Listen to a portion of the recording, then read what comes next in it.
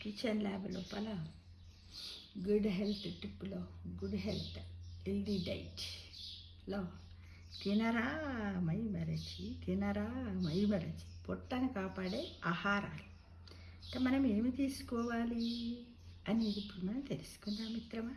అయితే పొట్టను కాపాడే ఆహారాల గురించి 16వ శతాబ్దపు పండితుడు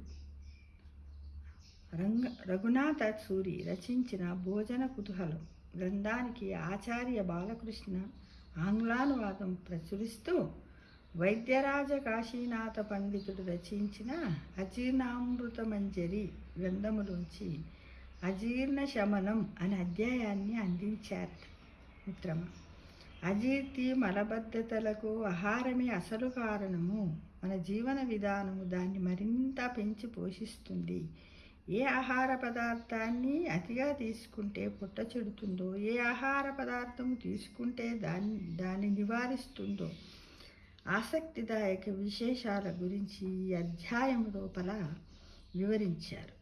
ఇప్పుడు ఈ వైద్య రహస్యాల గురించి మనము తెలుసుకుందాం. వాటిలో మరి ఏం చేశారంటే కొన్నిటిని ఎంపిక చేశారు మన కోసం. ఏంటవి?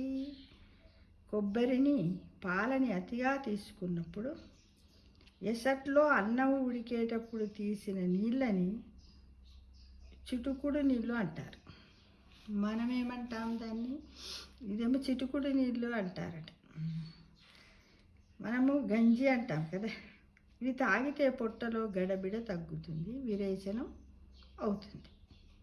మామిడిని అతిగా తిన్నప్పుడు వేడి పాలు తాగితే అజీర్ణం అవుతుందట. మలబద్ధకము లేకుండా ఉంటాయి, విరుగుగా పనిచేస్తాయి. నెయ్యి లేదా నూనె పదార్థాలు అతిగా తీసుకున్నప్పుడు నేరేడు పళ్ళ రసము లేదా నిమ్మరసం తాగాలట మనం. నేతి అతి వాడకానికి అంటే బార్లీ, జావా, మజ్జిగ విరుగుడుగా పనిచేస్తాయి. బాగా అప్పాలు తిన్నారనుకోండి, నెయ్యితో చేసిన ఏమన్నా పిండి వంటలు తిన్నట్టయితే మనకు వస్తే ఇలా చేయాలి. ఇక ఉప్పు అతిగా తీసుకున్నప్పుడు గంజి లేదా అంబలి ఉపశమనం అవుతుంది. అరటికాయ లేదా అరటిపండును అతిగా తిన్నప్పుడు కొద్దిగా పేరు నెయ్యి, పంచదార కలిపి తింటే పొట్ట మృదువవుతుందంట. గోధుమలు సరిపడనప్పుడు దోసకాయతో చేసిన ఏదైనా వంటకము తింటే ఉపశమనం కలుగుతుంది. మాంసం అతిగా తిన్నప్పుడు అన్నము వార్చిన గంజి లేదా బియ్యపు జావ తాగితే ఉపశమనం అవుతుంది. నారింజ, పిప్పర, పనస, నిమ్మ లాంటి పుల్లని పండ్లు అతిగా తీసుకుంటే, అరికెల జావ లేదా అంబలి తాగితే పొట్ట తేలికపడుతుంది, విరేచనం అవుతుంది. మినప, పెసర, శనగలు, మైదా లాంటి పిండి పదార్థాలను అతిగా తిన్నప్పుడు వేడి నీళ్ళు తాగితే ఉపశమనం కలుగుతుంది.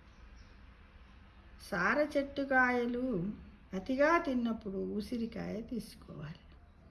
సార చెట్టు కాయలు ఏంటో మిత్రమా నాకు తెలియదు.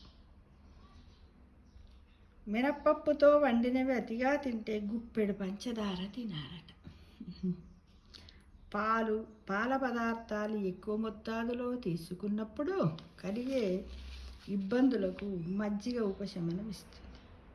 రేగు పండ్లు, మామిడి పండ్లు అమితముగా తిన్నప్పుడు గోరువెచ్చని నీళ్లు తాగితే పొట్ట చెడకుండా ఉంటుంది. చేపలు అతిగా తిన్నప్పుడు మామిడి పండ్ల రసం తాగితే ఉపశమనం వస్తుంది. అతిగా మద్యపానం చేస్తే తేనె కలిపిన నీళ్లు తాగిస్తే విరుగుడవుతుంది. ఇప్ప పువ్వు లాంటి మాదక ద్రవ్యాలకు వేపగింజల పొడిని నీళ్ళలో కలిపి తాగిస్తే విరుగుడు అవుతుంది. ఆల్బుకార పండ్లు ఉంటాయి కదా, రెడ్గా ఆల్బుకార పండ్లు, అవి కచ్చాగా ఉంటాయి, మరి డ్రైగా కూడా ఉంటాయి మిత్రమా. అతిగా తిన్నప్పుడు ఆవ నూనె కొద్దిగా తాగితే వెంటనే ఉపశమనం కలుగుతుందట. అమ్మో, ఆవ నూనె చాలా ఘాటుగా ఉంటుంది కదా. ఏదో అంటే తాగడం అంటే ఏదో ఒక కప్పుతోటని కాదు, ఒక పావులో ఇంకా పావు స్పూన్ తాగాలి, ఏదో 2-3 డ్రాప్స్.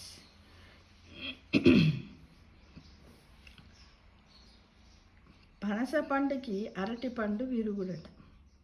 వెల్లుల్లి అతిగా తిన్న వాళ్లకు బాగా మరగ కాచి చల్లార్చిన పాలు ఇస్తే విరుగుడుగా పనిచేస్తుంది. వంకాయల్ని అల్లంతో వండుకుంటే ఇబ్బంది కలిగించకుండా ఉంటుందట. వంకాయలు ఉంటాయి కదా, అల్లంతో వండాలట, ఎల్లిగడ్డ కలపకుండా. ముల్లంగి, తోటకూర, పాలకూర లాంటి ఆకుకూరలు, సోర, పొట్ల వండుకున్నప్పుడు ఆవపెట్టి తినటం మంచిది అట. గంజి లేదా అంబలిలో తగినంత ఉప్పు కలిపి తాగితే పిండి పదార్థాలన్నింటికి విరుగుడుగా పనిచేస్తుంది. ప్రతిరోజు ఉదయాన్నే అంబలి తాగటం కేవలం కడుపు నింపుకోవటానికి కాదు, విషదోషాలను హరించడానికి కూడా అని మనము తెలుసుకోవాలి, గమనించాలి. దాన్ని ప్రతిరోజు కూడా తాగడానికి ప్రయత్నం చేద్దామా మిత్రమా? ఇక సామలు లాంటి చిరుధాన్యాలను తిన్నప్పుడు పలచని మజ్జిగ లేదా మజ్జిగ మీద తేట ఎక్కువగా తీసుకోవాలి. తీసుకున్నట్టయితే మన కడుపులో ఉన్నటువంటి ఎలాంటి అజీర్తులు కలగకుండా ఆనందంగా మన పొట్టతోటి ఉండగలుగుతామేమో మిత్రమా. ఒకసారి అందరం ఇలాంటి హెల్దీ డైట్ని తీసుకుందామా? మరి తప్పకుండా ఆరోగ్యాన్ని కాపాడుకుందామా? తప్పకుండా.